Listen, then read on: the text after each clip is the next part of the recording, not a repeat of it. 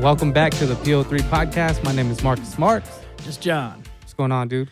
What's going on, man? You good? I'm just tired, honestly. Tired? Yeah, like mentally. So we were going to talk about that right before we started. You asked me a question, but I was like, let's just save it real quick. Oh, okay. About the medication? Mm-hmm. Okay. So how's it going? Like I said, I think it's time to up the dose because I feel like it's not working, doing anything.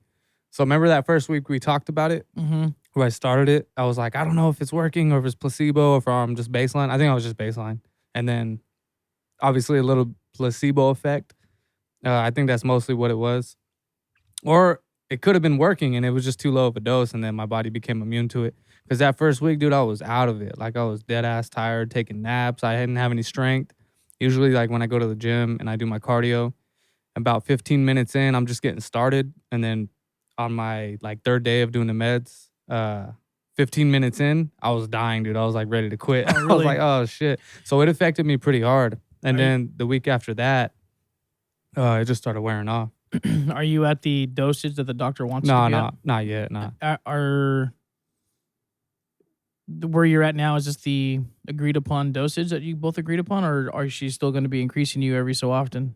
This is this is when I told her like, hey, it's too fast. Can we dial it down a little bit?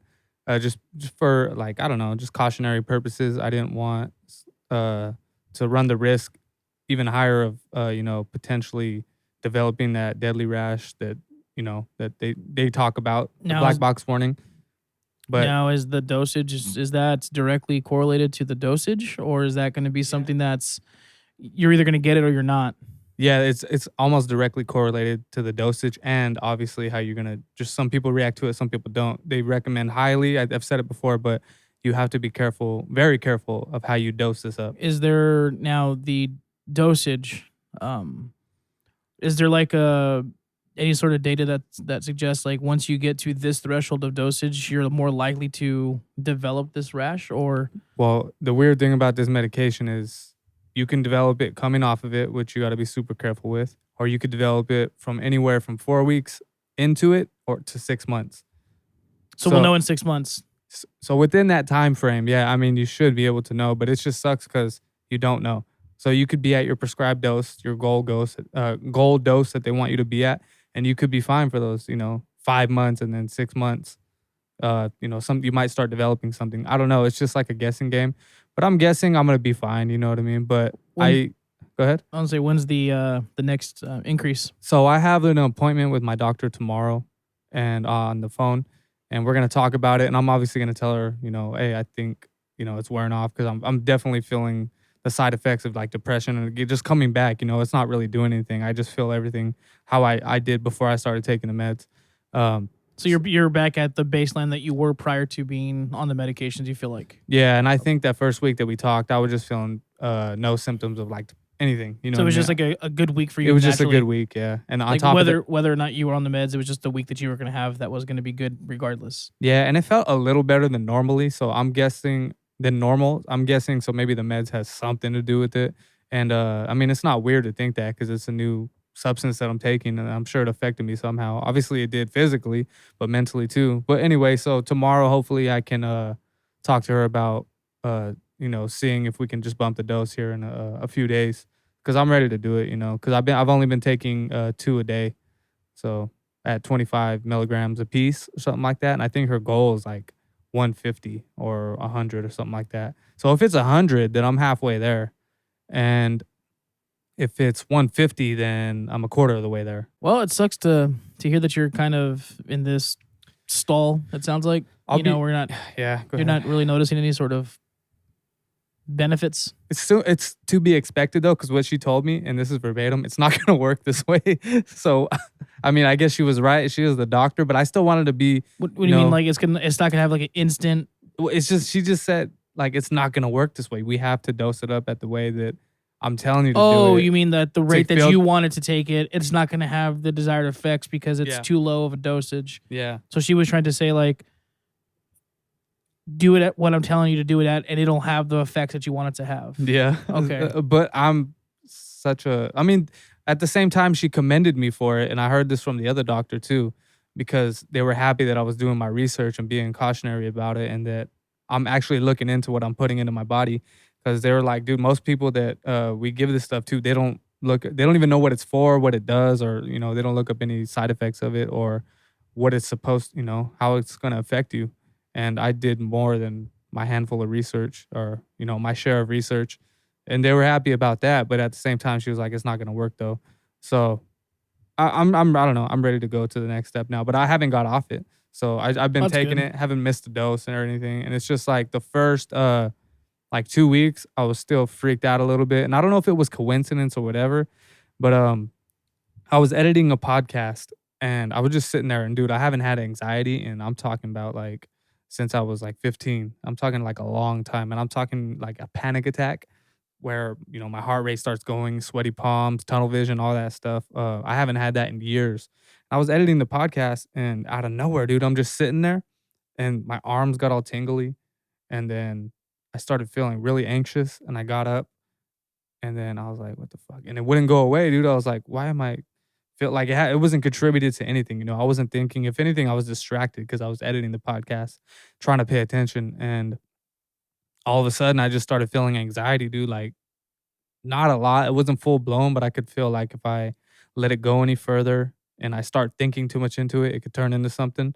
Um, so I was like, fuck, dude, I hope it's not affecting me negatively, because this never happens. So it's got to be due to the medication, right? And so I was like, I picked up the phone because I was here by myself. So I hit up my boy, and he lives across the street from me. I was like, "Hey, you home right now, dude?" Because I'm not feeling good. So like, if I happen to pass out or something, I don't want to be alone. So I went over there. I was just sitting there, and we were talking, and then I started to feel better, right? Just starting to talk to somebody. And then I came home probably like 2 hours later, and I don't know if it was coincidence or what, but I was coming up the stairs. I got lightheaded, and then when I came into the house, I looked at the thermostat to turn it on, and I lost my footing, dude. Like I was gonna fall or something like that. So I almost felt like fell over, and it felt weird. And then when that happened, I was like, "What the fuck was that, dude?" Like I don't know if it was just a coincidence or what, but that was one of the side effects that I Is felt. that one of the known side effects of this medication? I Or think like clumsiness is and like loss of coordination sometimes, but so it could have been something like that. Which I noted all my side effects and everything, and I gotta talk to my doctor about it because I wanted to be real specific. But other than that, really nothing. So the first 2 weeks I was freaked out, and then these last couple weeks, just really I kind of forgot I was even taking them. I it's part of even your routine, yeah, just it's just every part of my routine now. I'm still getting crazy dreams, but it's like whatever. I'll take it. Like I said. But other than that, though, it's not. I can feel it not working I think now. it's pretty cool that you're actually documenting, like I'm sure you like what I don't know if you took physical notes with a pen and paper or if you just jotted it down on It's the on my notes on your phone. phone. But it's still pretty cool though that you're that way you're not sitting there just trying to do it based off recollection. You know what I'm saying? You might forget a symptom or two that maybe the doctor would need to hear to make me some adjustments or whatever. I think it's pretty cool. Yeah, I think yeah. you're handling it well. I have to because I'll forget. Because there's always those times where you're on the phone and there's so many things that are going on in your head. You're gonna forget something, so it's like it's better just to write it down. So I wrote down everything that I was feeling, um, and it wasn't really anything out of the ordinary, which was good. So I was pretty happy about that. I was like, well, I guess. I mean, not that there was nothing to be afraid of because it was a big step, but I'm glad that I went through with it. I saw it through, and I'm gonna keep doing it until I get the desired effects. Hopefully, like I said, I just want it to be a one and done, but these last couple weeks, man, I just been out of it. I just been like honestly, like last week, I'm glad that the we weren't able to do the podcast because it was a holiday. So I didn't have the place to myself. But I was happy because I wasn't feeling good at all. Like I was just like I kind of needed this break anyway, just mentally because I wanted to put in a good workout and just kind of be to myself, and I didn't want to be preaching the same thing. Like, I don't want every podcast to be about me and how depressed. I want to ask you stuff too. I don't want it to be just about me. Oh, I got you. I got you. And so, on your end, how you doing? Pretty good, bro. Last week I started my meal prep. I started doing it. Yeah. Actually today at some point I'm gonna head down to the store and grab some. I don't know if you ever had it. They sell it at Panda. It's called their super greens. It's like kale, broccoli, and some cabbage. Mm, And they're they're lightly steamed, so they're not fully cooked. 'Cause I guess fully cooked vegetables lose all their nutrients. So they're just like, they still have some crunch. They're still vibrant in color. And I went online and found some people that did like a remake recipe of it. It's super simple, just like a little bit of butter, some minced garlic and ginger, and then lightly steaming them. But it's like you're done in like 10-15 minutes to make them. So I'm gonna do that and grill up some more chicken. And my goal is to go from fat to chubby. That's my goal. How about you're not fat, but how about from where you're at now to in shape? Well, I mean, I'm making incremental, adjustments. So you don't want to put too much mental pressure on yourself? No, just if I feel just with me being as active as I am and trying to get a little bit more active and then changing up the diet, because again, like my diet was I'm gonna eat what's in front of me, So now if I'm actually just getting a couple ounces of some rice and some vegetables and some chicken and stuff, that'll be enough to kind of start making some changes, and then.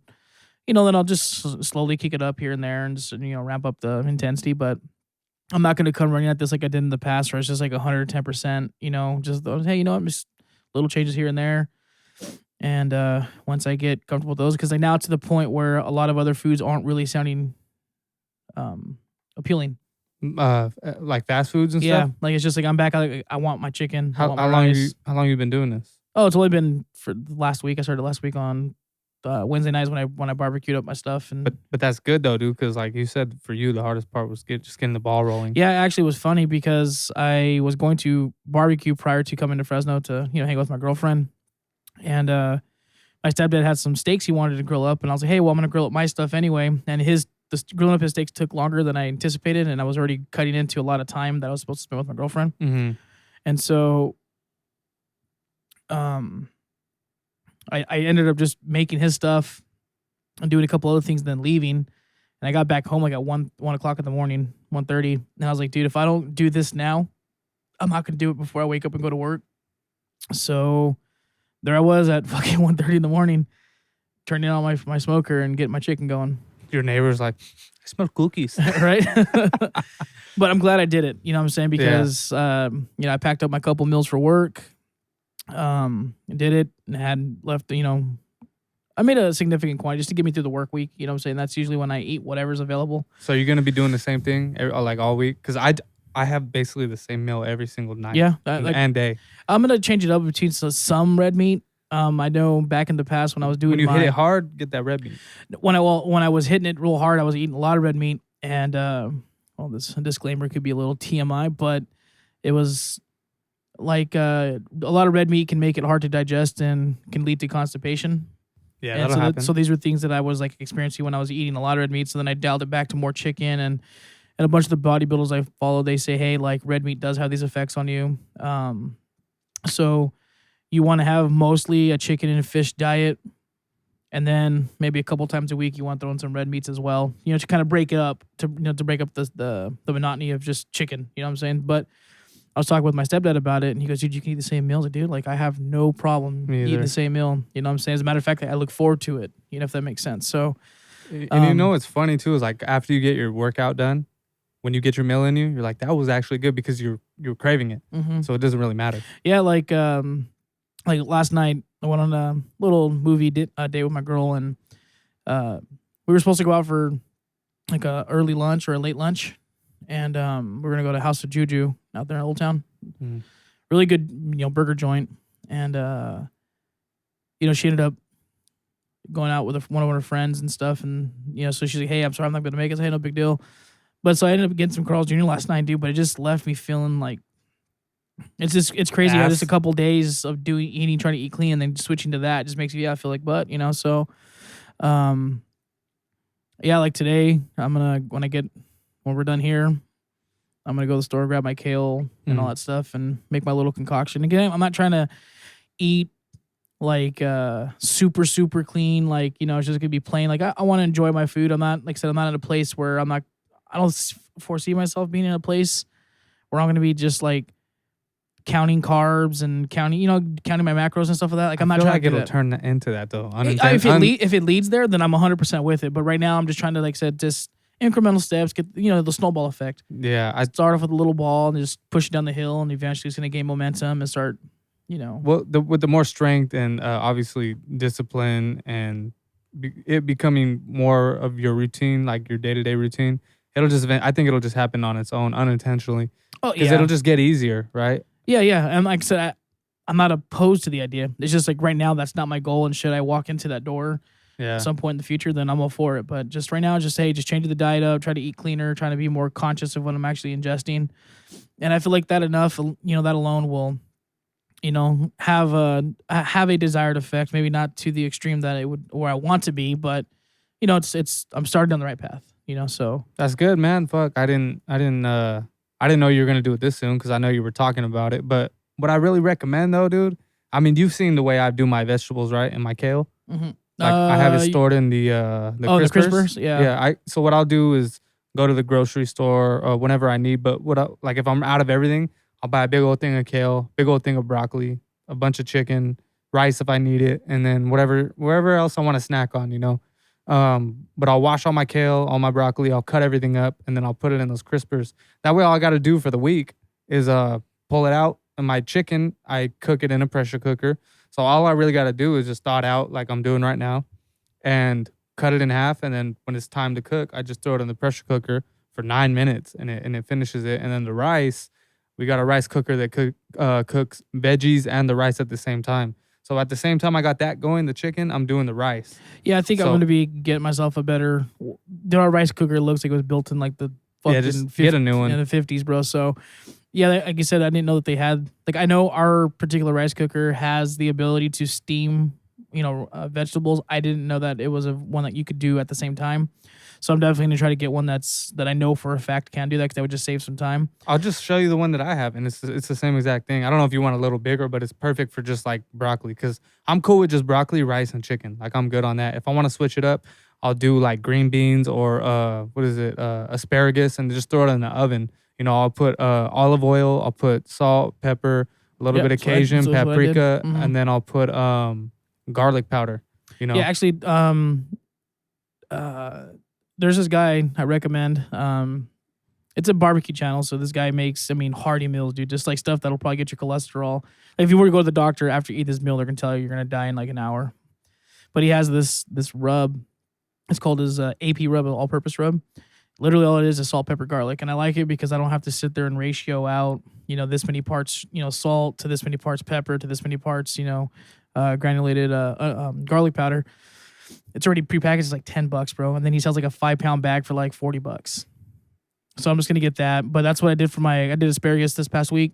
It's good. So I just freaking put it in a Ziploc bag, dumped some olive oil in there, hit it with a couple, like maybe like a tablespoon, if that, maybe like half a tablespoon of the AP rub.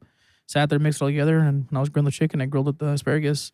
I don't know if I'm gonna do baking or put stuff in the oven. It's just so easy. You just set it for 425 minutes. I love the grill. The grill You get taste. the crunch. Well, I still get the crunch in the oven, but it is a different taste. I like the charred, stuff when the ends get a little Yeah. charred. So I'll be doing all my grill. It's not a big deal. It took me seriously like 20. It probably took me longer to like prep the chicken, with my rubs and stuff just to get it going. And then it was actually I spent all time grilling. So Yeah, and then too, like, because you mentioned kale, I don't know, like, some people do eat it like that, like kind of like a salad form. What I like to do is I have mine every morning, not like right when I wake up, but like a couple hours into me, if I feel like I'm getting hungry, like I just finished one when you got here, because I was hungry. I was like, dude, because when you're eating clean, there's only so much you can eat. Like, if you don't prep your food, then you're just gonna have to cook something, right? And I'm tired of oatmeal. I don't really like oatmeal that much, to be honest. So what I'll do is I'll throw it into my shake, right? So I'll put like a half a cup, but I'll get and I recommend getting a Ninja blender too for that because it comes with the cups. So all you got to do, you just drink it straight out of the cup after you blend it. Comes with a lid and everything. But I get my kale in there and I'll put a banana, and then I'll put if I'm working out, like if like an hour before, say, I'll throw my creatine in there. And then what else do I put? I freeze my blueberries, the ones I buy at the store, and the strawberries. I'll freeze them, put them in bags, wash them and all that. Throw those in there. They act as like ice cubes. So after you're done with your shake, it's like ice cold. It's like perfect. And then I'll put obviously the water, and then I'll put ginger, get some fresh ginger, slice that up, and I'll put that in my kale shake, dude. And it kind of fills you up for a few hours. And that's good. That way by the time I hit my workout, I at least got some carbs, and then I'll throw my oatmeal in there, if I'm really hungry. which because I'm not a fan of oatmeal, but I mean, it's just so convenient. I think that's what you have to do in order to make this whole thing work is just make it convenient for you. Otherwise, if you feel like you're going out of your way to prep your food every day and cook it, and if it starts becoming an inconvenience, then you're gonna fall off. Oh yeah, that's so. I mean, I'll get like when I do my version of meal prep, it'll be a cut like at least 6, 7, 8 meals worth of food in one shot. You know what I'm saying? So I'm gonna do it probably today to get me through this week, and then I go back to work on Thursday, and then so on Thursday or Wednesday night I'll probably do another set for to get me through the work week itself. You know what I'm saying? So, yeah, so that's everything's going pretty good though, man. And I'm happy I started it. You know what I'm saying? I look forward to my meals. Well, fuck. So Hopefully, a couple months into this, we gotta hit the gym, afterwards. yeah, So that's it's in the cards to me. It's just like I said, I'm not trying to go 0 to 100, and it don't gotta be that, dude. Yeah, it's just I'm just like I do said, what you just one can. thing here at a time. I'm gonna start riding my bike again. I want to go try to get in my car and drive around. Like, hey, doing this particular path is gonna get me like 2 miles in, and stuff. I want to start with like that because, yeah, the first time I got my bike and I went and rode it, I was like, holy crap! Like, You're out of it. oh, dude, it was just like I almost wanted to leave my bike on the the sidewalk and just walk home. I was like, this sucks, So,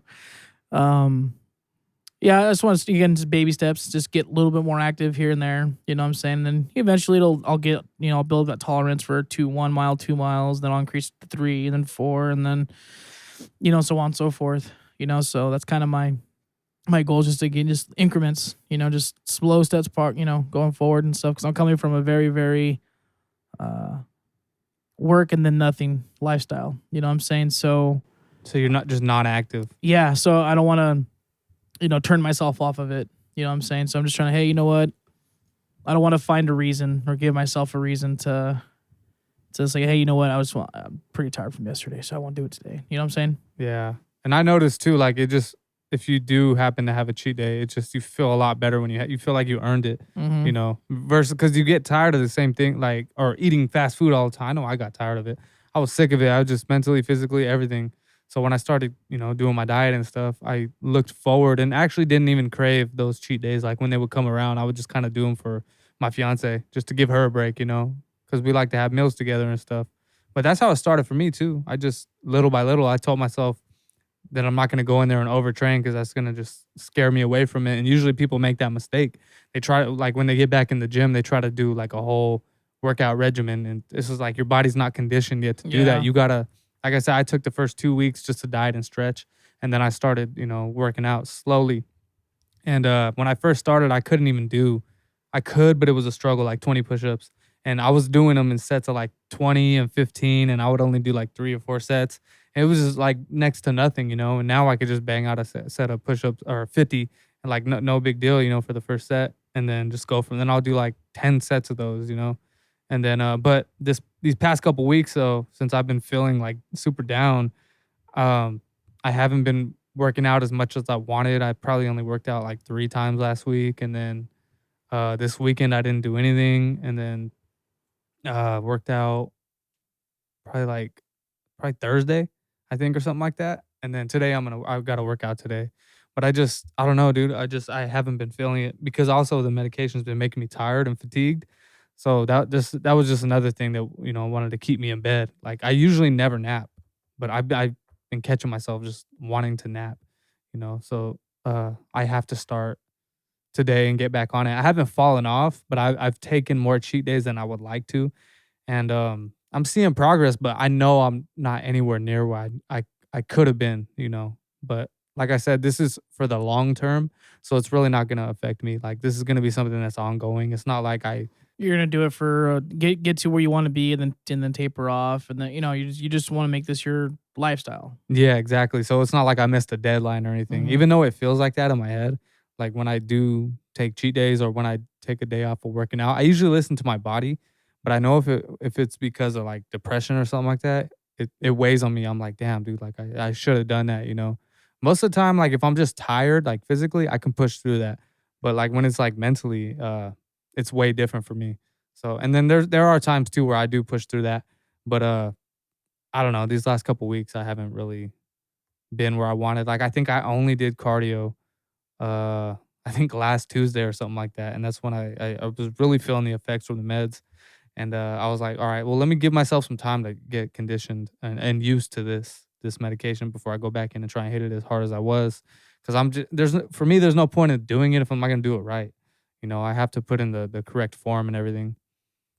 So I'd rather just wait till I'm feeling good because I like to listen to my body, and I think that's important. You have to listen to what your body's telling you. Like, Oh yeah, I remember. I was what? I don't know, maybe like 18, 19. It was like when I first got into the gym and I was first having my dramatic increase, in some size and strength and whatnot. And this was before. I mean, this was years before I knew like what proper form and technique would be. And you always hear people preaching about it, but like I was just like doing bro workouts, dude. And so I had some pretty good chest development, shoulder development, and stuff, but that was the only like chest, shoulders, and arms, and sometimes back, and zero legs. Was like my workout routine. And because of the poor technique that I had, I started developing some pretty bad shoulder pains. And this touches on what we're talking about listening to your body. Obviously, you bench press and you were you you, know were you feeling it more in your shoulders when you would bench? uh Like, were you no, struggling in your shoulders? it was well, yeah. Like I had some pain, so I wasn't my I wasn't I don't remember exactly what I was doing wrong at this point because it's been over 10 years now.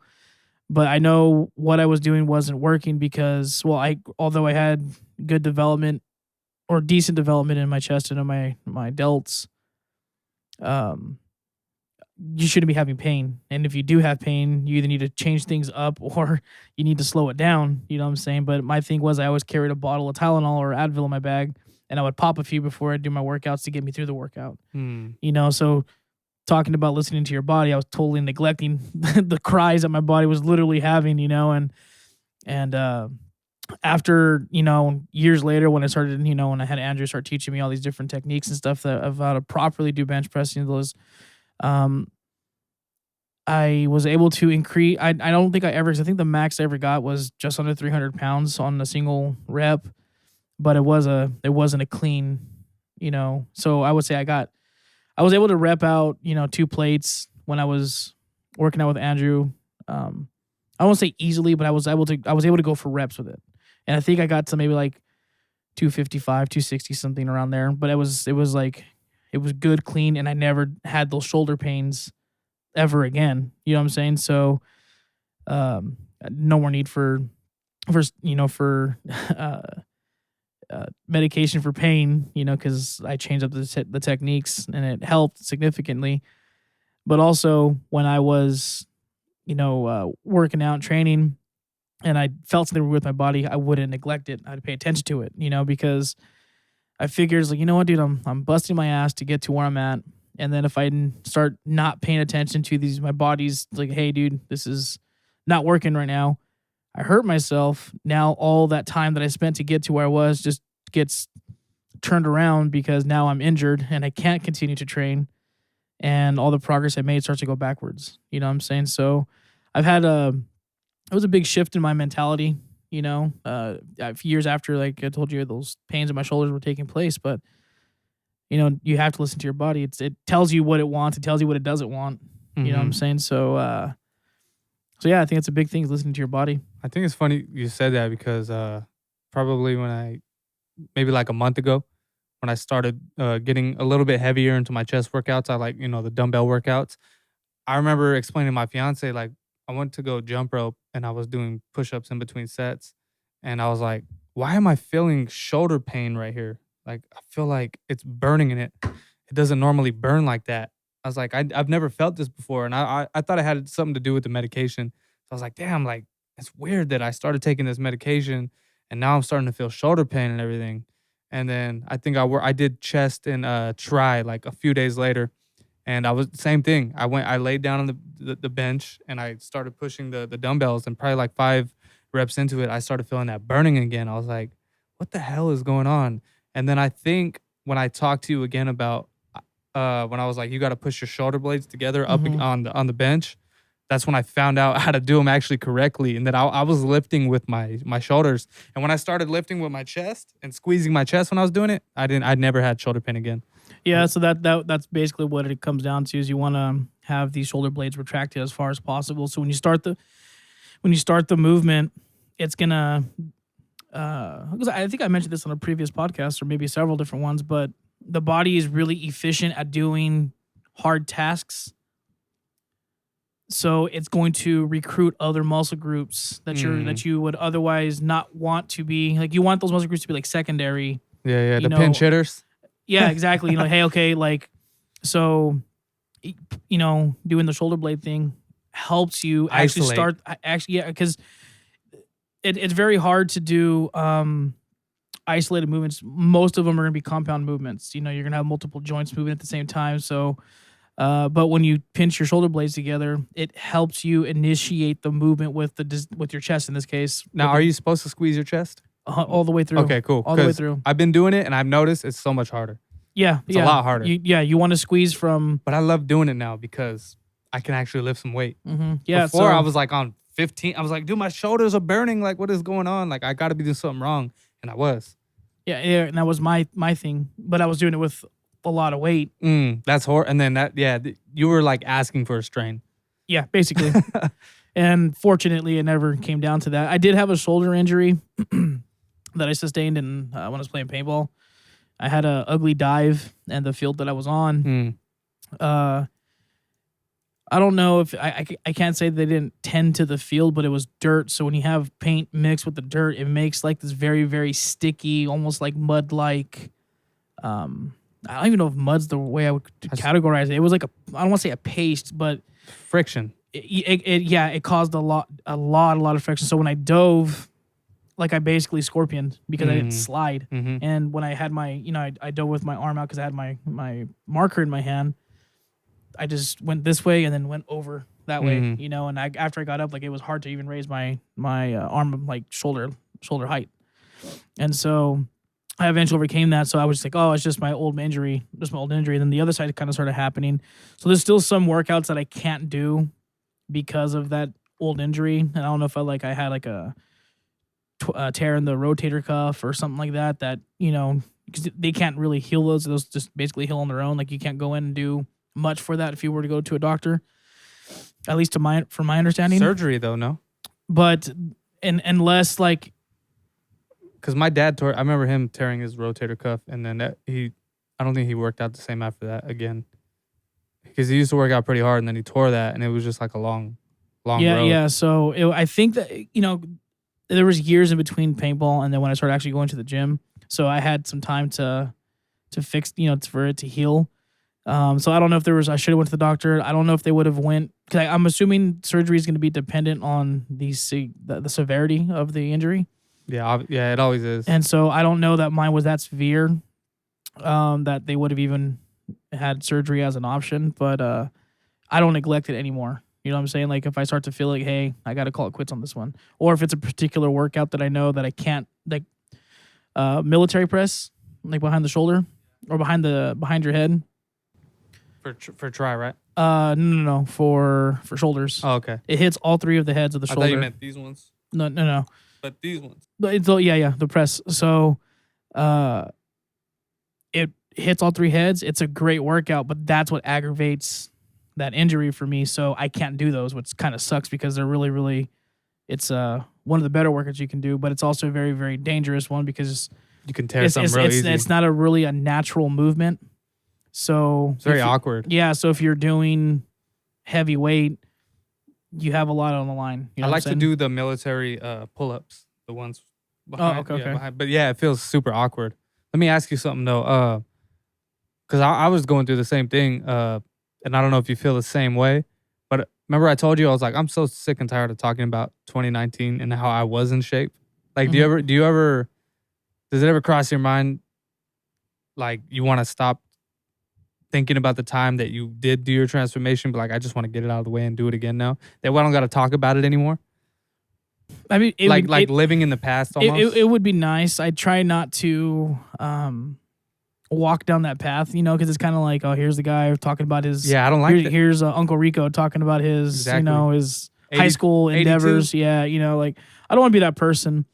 But when I do get into these conversations, like it's almost kind of like, dude, you're talking all this trash, but look how you look. You know what I'm saying? Like you don't look like you know what you're talking about. So, Yeah. I always like to kind of give some context to what I'm saying. It's like, hey, like I wasn't always where I'm at now. You know what I'm saying? Like I've learned a lot, and I don't know everything. But I mean, You know what I'm saying? do But you think it's time to just maybe turn that switch back on and then well, I would say yeah. I mean, that's why I started, trying to eat cleaner last week and going on forward. I'm gonna try to maintain that. I hope you stick to it, man. I don't see why I won't, but yeah, me too. You know what I'm saying? I hope I don't wake up one day and say, "Nah, it's all, I'm over it already." But You know here's what the I'm saying? thing, you're going to have those days where you wake up and feel like you don't want to do anything. You're gonna have those days because everybody has those days. Even people like, Ronnie Coleman had those days, but they just did it anyway, right? Like they Yeah, pushed through it. Like, and that's where I hope I find myself when those days arise, that I can be like, okay, I'm over it, but but if you I need have a to do day, it. take a So day.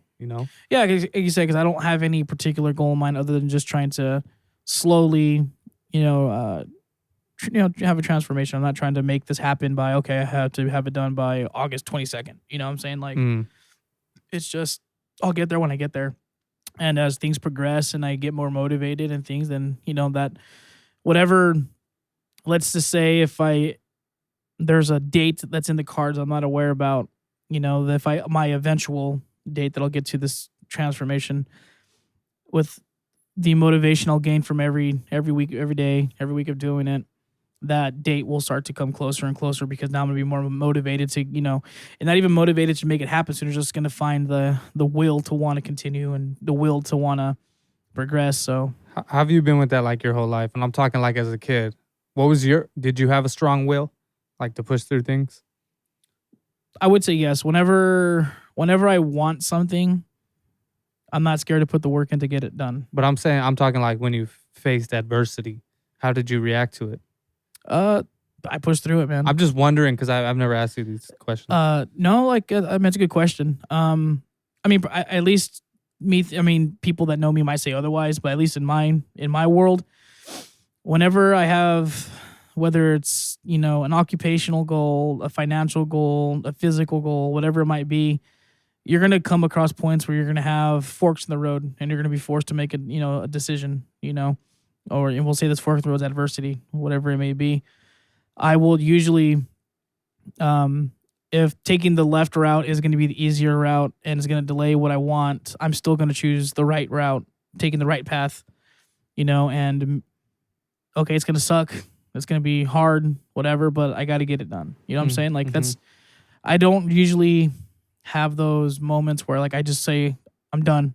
I'm throwing the towel in. You know what I'm saying? Those moments are usually very far. And if I do have them, it's for like 10 minutes. And then I'm like, what the hell am I thinking? You know what I'm saying? Like, it's not a very, when I make that decision, it's not a final written in stone. I'm done. I'm throwing the towel in. I already said I'm done. So I'm not going to, my peace has been made with it. What do you think that comes from? I couldn't tell you. Yeah, it's just always something that you've had.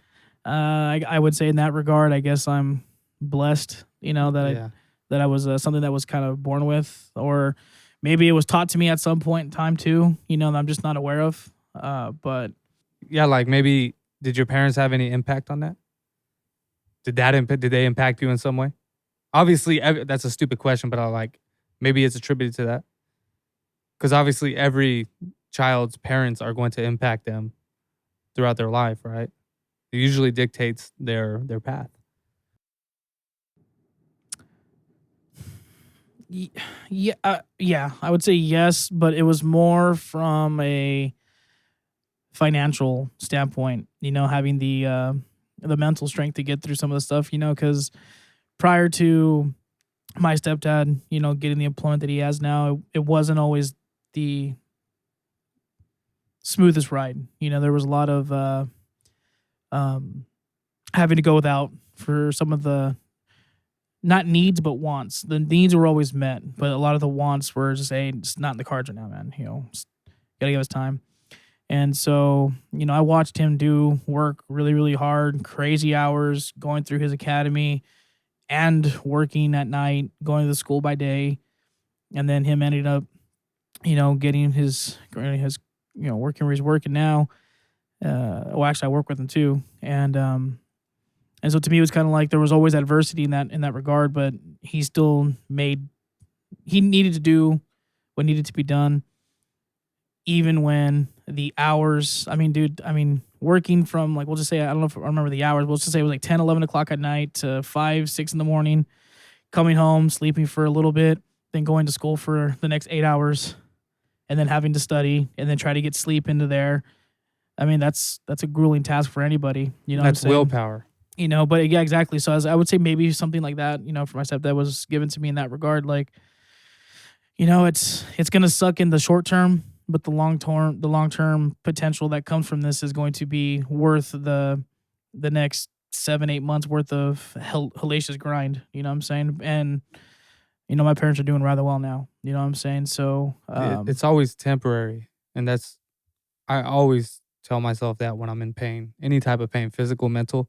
I'm like, dude, it's just for the moment. Like, it's gonna end eventually, so just push through it and might as well be positive about it. But that a lot of that probably rubbed off on you without you even knowing it. yeah, That's why I that's asked you. I was yeah, like, what do you yeah, attribute that to? yeah. I mean, when you sit there and make you call me out on it, I was like, yeah, you know what, I would say you're right that probably had more effect on me than I was actually aware of in shaping the way I think at things that suck and things that are going to be hard. You know what I'm saying? Yeah, because when I asked you that, I could tell you took a second to really think about it, and maybe you haven't thought about it like that before. I don't know if you have. Have you? Uh, I've talked about it in other ways. We were talking about working out and weight training and stuff and health prior to that. So I was trying to see if maybe there was something else, but that may have led to that aspect. But I think with what I just described, that you can apply that to pretty much any type of adversity that one may overcome or that one may encounter. You know what I'm saying? And to overcome that. So yeah, that's why I was taking a minute to kind of think about it. I was like, well, no, I would say that's probably the adversity that I've seen personally that was eventually, they broke through the other end of the tunnel, and I don't see why you can't apply that. So maybe that's where I acquired that type of drive from, and seeing it played out, recognizing it, and I was already, I wasn't an adult, but I was at an age where I can see this and understand it. I wasn't like 8 years old when this all took place. I was uh, just getting into high school or already in high school, one of the two. So I was already, had an understanding of what was going on. So I was like, damn, that was actually pretty badass. That worked out in its way. So I mean, yeah. How much time have you actually taken for yourself? How many times could you say that you've actually sat back and really did some like true reflecting on yourself, which I think is a very important thing for people to do. I feel like every now and then you have to like sit back and take some time to yourself and analyze, where you're at, where you came from, where you want to go. I don't do it often. At least having those significant periods of self reflection. Um, where I'm at now is I try to do that. I try to make that a subconscious thing, where it's always happening in the background. You know what I'm saying? Uh, because I would say that the last uh, major self reflection I had was probably beginning of last year, end of 2019. It was it was a relationship. Was it? I was gonna say, was it due to something? Yeah, it was a relationship thing, and I was just kind of like, look, like, um, it. I'm always having the same results with some of my relationships, and it's um the the the women that I was seeing varied in their personalities and temperaments and stuff. So it wasn't like I was dating the same person with a different face, Mm. and yet I was having the same results. I was like, okay, maybe it's time to look at myself, and maybe I'm doing something that's leading to this thing. And it's always a bitter pill to swallow. You know what I'm saying? Because no one wants to see them. Like, we're our they the term, like, we're our harshest critic. Yeah, we're our own worst critic. And it's one thing, but even when you're looking at yourself, like, you're thinking, nah, it can't just be me. You know what I'm saying? You ever hear the saying, if you're surrounded by assholes all day, you're probably the asshole? Yeah, yeah. You know what I'm saying? So, Like if you think that every guy is an asshole, like, man, that guy's a fucking asshole, or mhm, she was being an asshole to me, or why is your day messed up? Because they were assholes. It's like, well, hold on, maybe you're the asshole. yeah, Maybe that's why you're getting this, have this, this effect. yeah, this effect from them and this reaction, this visceral reaction that's setting you off. Is maybe it's your, maybe it's your demeanor that's Hmm. setting it off. And I say that because I thought everybody else was the asshole when I was the asshole, you know? But yeah, that's basically what you were saying, Yeah. It had to be So, you. I did some inward reflecting. I started reading some stuff on things like that, and I read a couple books about it. And uh, well, I would say that I don't know if it was luck. I'm sure it was a combination of everything. Me doing my self reflecting, me finding the right person.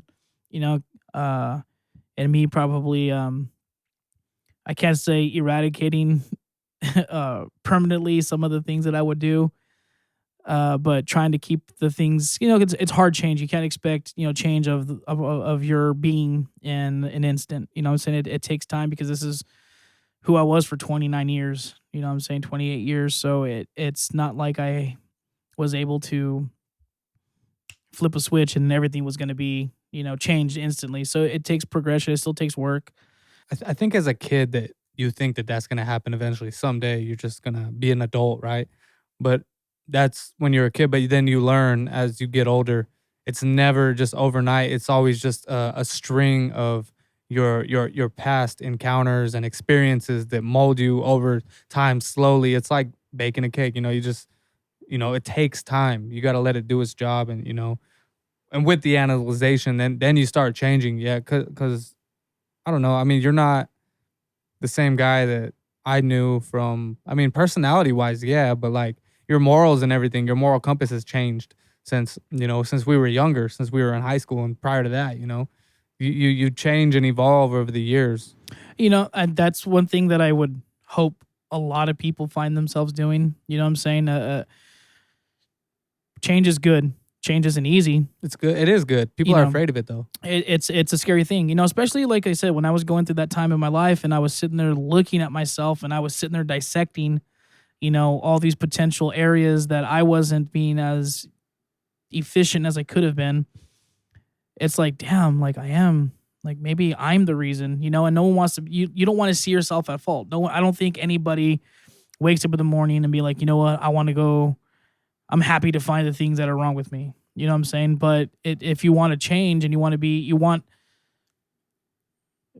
okay, let's just say for instance, I would have did that whole thing, and What thing? like me, like having that self reflection, and I determined that, hey, maybe it wasn't me. Okay, that's one thing. But to sit there and not even entertain the possibility that I could have been, the contributing factor to my failed relationships. You know what I'm saying? I think is a big thing. Because it's like, if I'm not even willing to entertain that, then it could not ever change. Yeah, you won't ever change if you don't see it. Or the situation itself, you know what I'm saying? But I at least have to entertain the possibility that I could be that person that I don't want to see myself as. And then when you do this, like I'm not just talking about like for a day. Like, this was something that happened over a course of months, where I was sitting there reflecting and reading this literature and just being like, damn, that is me. Damn, that is me. You know what I'm saying? Like, that's not good. Maybe I should try changing this. You know what they call that, the glass ceiling. You know, there's boundaries that you set for yourselves, but you don't realize that you're setting them for yourselves. And you're running into a glass ceiling, meaning you can't see You that can't there's see a it. barrier there. So if you don't take the time to analyze and dissect yourself, like you said, you're not gonna change if you don't find it.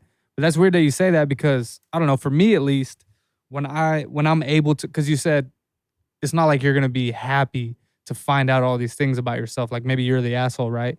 Or that I'm the asshole. For me, I think that it does make me happy, because I know that once I find them and Well, figure out what it is, I can change it. okay, so maybe not necessarily like, okay, like Not happy, but like, it's relieving. yeah, Okay, like, okay, relieving. I would say relieving. I'm not happy to find, but okay, look, at least I've identified an issue. Now I guess the satisfaction will come from me changing that issue, or you know what I'm saying. So, Mhm. but it's not easy to see yourself as this, that, or the other. And it's like, damn, like I am that person. You know what I'm Do saying? you think you were ever the villain? Did you ever have that role in your life? Or did you always more or less try to like do the right thing or like be the nice guy? I'm taking a dramatic pause because That's cool. I'm really trying to Take all the time you need. I'm really trying to. If I ever was the villain, it wasn't, at least in my opinion, it wasn't like a conscious decision to be that person. Intentional? Yeah, like I truly tried to be a decent individual. You know what I'm saying? Now, if I was ever the villain, then it wasn't be known to me. However, I do think it's worth mentioning that because people don't agree with or like a particular action that's taken doesn't mean that it was a wrong or villainous act to take. If that makes sense. You know what I'm saying? Like you see that, you know, I'm going to go off on a little tangent and I really don't want to bring this up on the podcast. Go ahead. But if you don't like it, we'll cut it. No. It's just because I don't want to go down that realm. It's a very sensitive topic right now with law enforcement and the public. In my opinion, you know, those that are in law enforcement, people don't really understand the job that's that they're there to do. Okay, I'll bring it back around to what I was talking about. But when people see on camera, whether it's body cam release footage or it's a private citizen out there recording an encounter, which 100% legal, you can do that. Just FYI, you can record the police doing their job. You know, as long as you're not interfering with them doing their job. However, when people see something they don't like, they automatically conflate that to being the wrong action to be taken with no context. Just like context or not, it's just like I don't like it, therefore it's wrong. It's like, well, that's sometimes they don't know the context though. They see a guy in handcuffs and they automatically assume. Oh, they could see the interaction from start to finish. You're talking about with context. They could sit there. They can watch it from the moment the police got there to the moment they're driving away. You can sit there and look at it and be like, I don't like how that officer handled it. Yet, because you don't like it, you think it's wrong. But in reality, you may just not like it, but it was an appropriate measure for what was taking place. You know what I'm saying? And so to bring that back to what I was saying is like if I was ever the villain in something, just because a particular individual or individuals didn't like how I acted in a particular situation doesn't mean that I was wrong or I was doing it to be a villain. You just didn't agree with what I was doing. You know what I'm saying? Yeah, there are limits though. I feel like yes, act accordingly.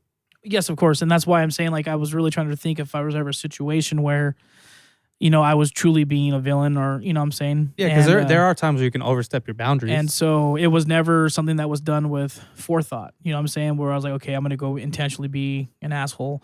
You know, and I'm an asshole, but I do it and I try to do it in a humorous way, you know what I'm saying? Versus like just strictly being like dude, that dude's a prick. Well, you're blunt. I remember Yeah. When I started noticing that about you when we were younger, and I'm talking a long time ago, I would always tell people, it's like, yeah, he's blunt, but I like that. You know, he never BS'd you.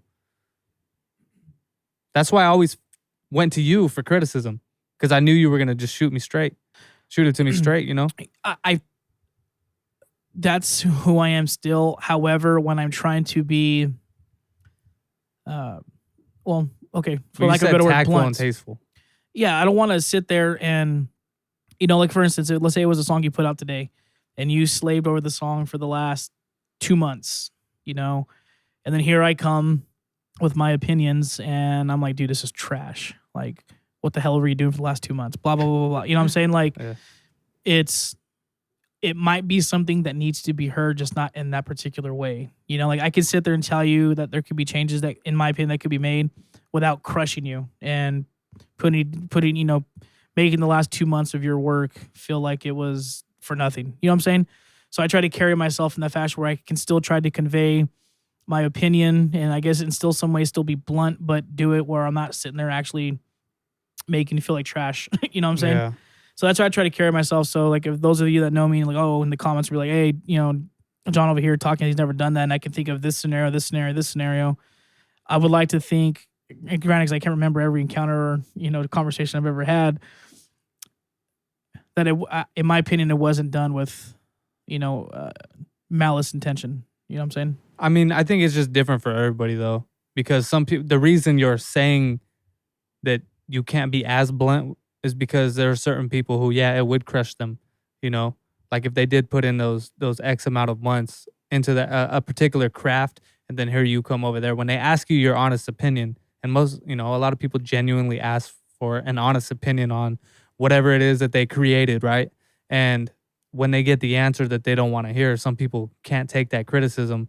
Um, so it kind of forces you to pick and choose your words when you are criticizing somebody versus somebody like me. If you call it, because you're not calling me trash, you're saying that what I created was trash, right? But for me, it wouldn't matter because at least I know the truth, right? And I would just be like, well, there's something that I have to change, and I'd rather hear the truth, you know? Well, so there's a couple points I don't like to beating make. around the bush. No, basically. I don't think that serves anybody any good purpose. You know, when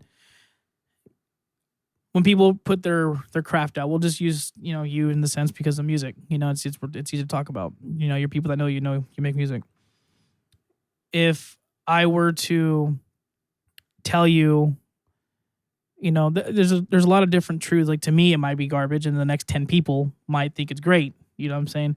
I'm just one individual, but I don't have to be a dick about it. You know what I'm saying? I don't have to like kick you while you're down, you know, because you slaved over this, we'll say, the song for 2-3 months. You got a heart. That's all it is. Here it is. I come through and I tell you what I think about it. And in some way, you're still reaching out for recognition. You're still reaching out for approval. You know what I'm saying? So like you're hoping that I'm going to be like, yo, dude, this is a banger. Actually, when I ask, I kind of hope for you. Like there's a part of me that's like, just say it's trash. Come on, admit it. You know? No, but so the reason I like being... Meaning I don't have confidence in it.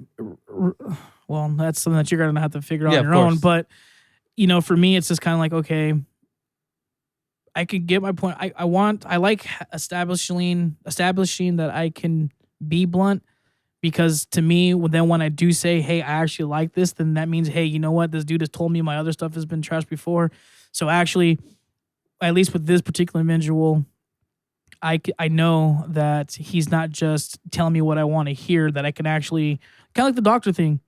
You know, I've told you plenty of times that you're not dumb and stupid, and you've held your head, you know, down the dirt with your intellect. Oh, when she told me that, she told you that, you know, go pursue education. You're a smart individual, and you're like, it was a source of validation. So me being, it's kind of the same for me. Me being, I guess, blunt and not sugarcoating things. When I do say, hey, this thing's a banger, it's like, okay, I know it's a banger. You know what I'm saying? Like I know, at least from this guy, he's not telling me. Maybe other people might not think it's good, but I know at least if he had anything to say, he would have said it. Therefore, what he's telling me now is he means it. Yeah, you're not a yes man. Exactly. I hate that too, because you never know when they're being real with you or not. Because it's like you feel like no matter what you do, they're just gonna be on your side, you know? Kind of like a mother. You know, like no matter what you do, you're always their kid, and no matter what you do in their eyes, it's gonna be good. You know, it's actually funny you mentioned that. I want my mom not to be that mom. I was like, if I mess up, I want you to hold me accountable. You know what I'm saying? Like, it's important. Just because I'm your kid doesn't mean I can't be a monster. Just because I'm your kid doesn't mean I can't do terrible things. You know look at Dahmer's parents. Who? Dahmer. Yeah, you know what I'm saying? Like, Jeffrey I'm not saying she's never, you know, I'm not saying don't love me, but you can definitely not like me. You know what I'm saying?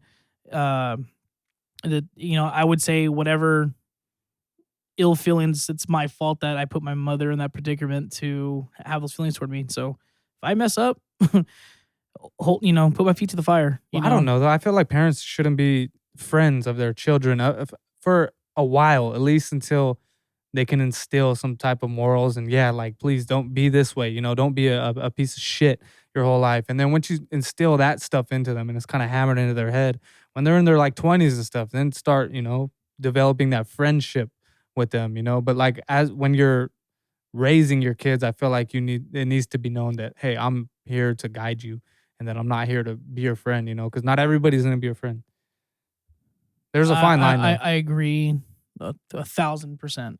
You know, that the parents' role, and I feel that it's a particularly very touchy subject, because it's very touchy. Because, you know, parents, I mean, I'm not a parent, so I don't know what it's like to have that real like unconditional love for another human being like that.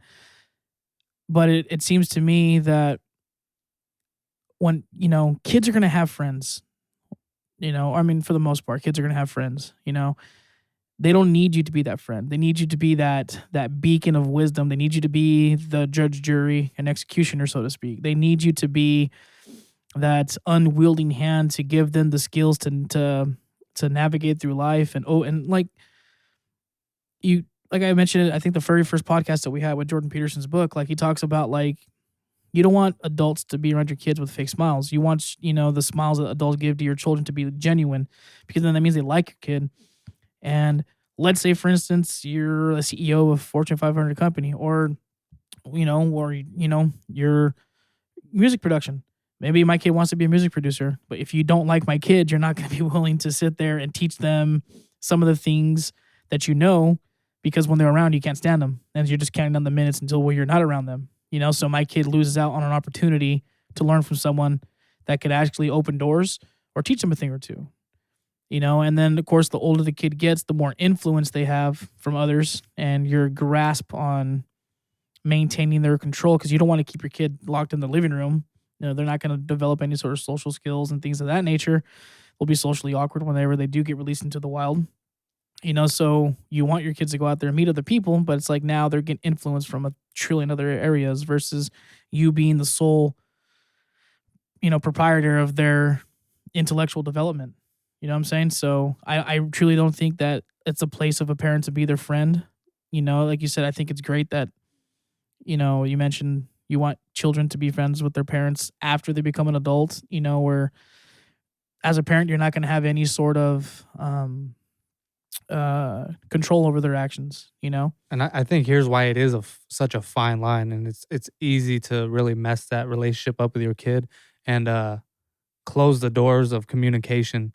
Because yeah, you want to establish that, like you said, you're the beacon of wisdom for them, and like I'm here to raise you, and I'm here to guide you in the right direction, and point out your flaws and everything and how to correct them.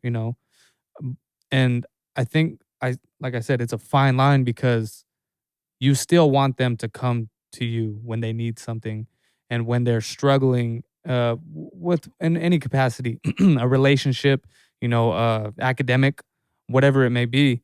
But if you are too hard on them, they're going to be afraid to come to you. So it's like you have to it's a find delicate that balance. yeah, you have to find that middle ground where they still feel comfortable coming to you and not fearful that with what you're coming to them with, you're gonna, stigmatize them for it and yell at them and belittle them. Because a lot of parents have that tendency, like, oh, you dumbass, like this and that. You shouldn't be doing like you have to come at them a certain way in order for them to be able to open up to you. Because teenagers, I know I didn't want to tell my parents anything. I didn't want to go to them with my problems. It's always awkward, right? So to establish that line of communication with them is like super important, but it's tricky. Like, how do you do it? There's no instruction manual, that says this, and that. This is how you do it. It's just you got to figure it out on your own. And every kid is different, and every style of parenting is different. Because they oftentimes they just learn from their parents.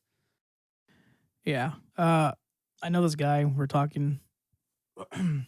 We were talking, it was a few weeks back, maybe a month or so ago now. And he was talking about one of his stepchildren. And he was just kind of like, hey, when we're at the house where you're not my stepchild, I'm not your stepdad, you're my son, I'm your dad, like, we're a family, right?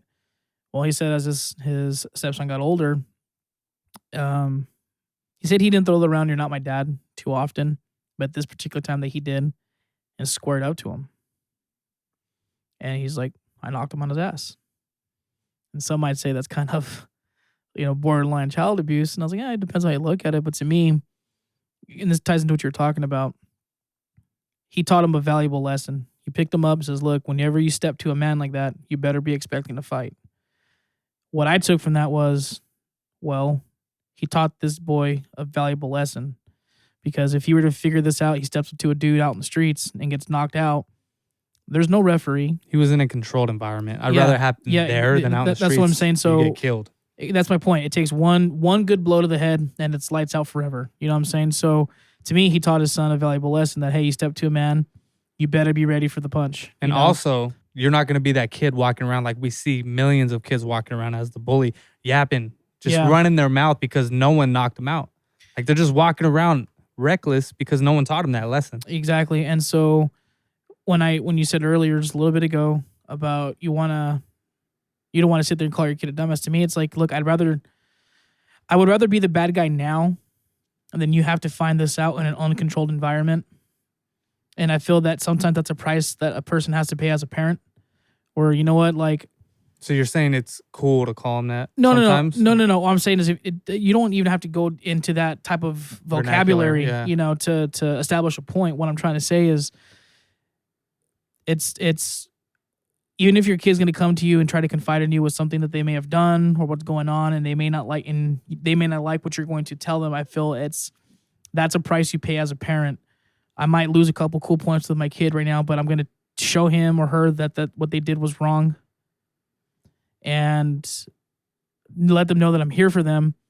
But it's that I do whatever it may, or you know what I'm saying, like I was taking it in a sense to where it was like a bad thing that the kid did and didn't want to tell their parents, Because to me, it's like, you know what, I'll bite that bullet. You know what I'm saying? Maybe it'll come around later, but as long as my kid's a better person for it, then that's a price I'm gonna have to pay. You know what I'm saying? I just think it's super, super important to make sure that your child or children are very comfortable knowing that they can come to you, even with stuff that's awkward, like sex or something like that. Yeah. Because if they're gonna listen to anybody, it should be your parents, but oftentimes it's not. They usually take advice elsewhere.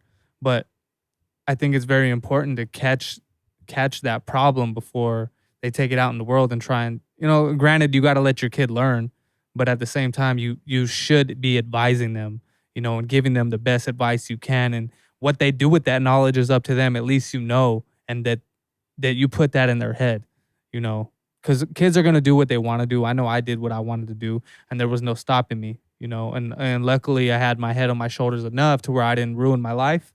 But I could have very easily, but I also do attribute that to because I had parents or a father that I was scared of, actually I had two of them. I had a stepfather and a real dad that I was, I couldn't mess up. I don't ever want to be referred to as a parent they're scared of, but I do want there to be an unwavering sense of respect. You know what I'm saying? Like, it's not like, wait till your dad gets home and then all of a sudden you're sitting there trembling. And I was that kid. Like, I was like, yeah, like, he's going to kill me. I feel that it's weird because like I feel in some cases that's a necessary hat to wear. And I think for a kid like me, it was, but I think it's applicable to more than just like, I'm not saying yourself. I know you're not speaking just in reference to yourself, but I feel like that applies to a lot more people than people want to give it credit for. Like, yeah, everyone's different, but I do, dude, it's like we're in a world of cause and effect. We're in a world that every action you take has a consequence, good or bad. And if you don't have people that are going to sit there and tell you when you mess up, when you go out to the real world thinking that what you're doing is acceptable, no, we'll take it down the course of law. The judge ain't gonna care, like, yeah, the judges are trying to be, they're going to be, they're trying to be,